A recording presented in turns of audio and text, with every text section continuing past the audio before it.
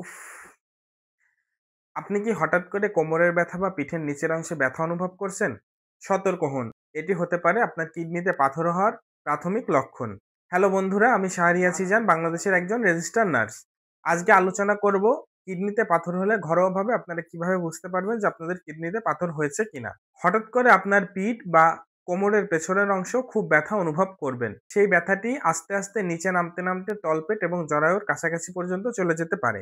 যদি এমন হয় তাহলে আপনাকে বুঝে নিতে হবে যে আপনার কিডনিতে পাথর হওয়ার কিছু সম্ভাব্য লক্ষণ দেখা দিয়েছে। এছাড়াও প্রস্রাবের অনেক সমস্যা দেখা দিতে পারে, যেমন প্রস্রাবের সময় জ্বালা-পোড়া, ঘন ঘন প্রস্রাবের বেগ, কিন্তু প্রস্রাবের যে চাপ থাকবে সেই চাপের তুলনায় প্রস্রাব খুবই কম মাত্রায় হবে।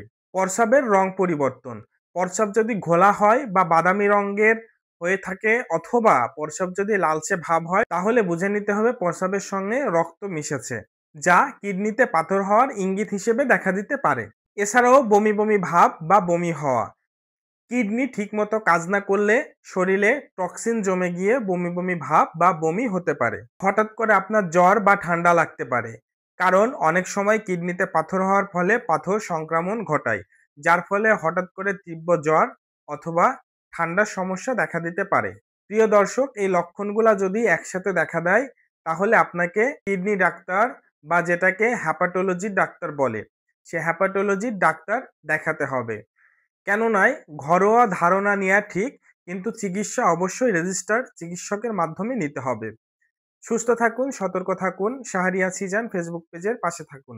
প্রিয় দর্শক এবং নার্সিং শিক্ষার্থীবৃন্দ, যারা প্রতিদিন নার্সিং রিলেটেড অনেক অনেক প্রসিডিউর শিখতে চাও, অনেক অনেক এডুকেশনাল তথ্য জানতে চাও, তারা অবশ্যই আমার পেজটির সাথে থাকবে এবং প্রতিটি ভিডিও শেয়ার করে আপনার টাইমলাইনে রেখে দিবেন। তো সকলে সুস্থ থাকবেন, ভালো থাকবেন। আসসালামু আলাইকুম।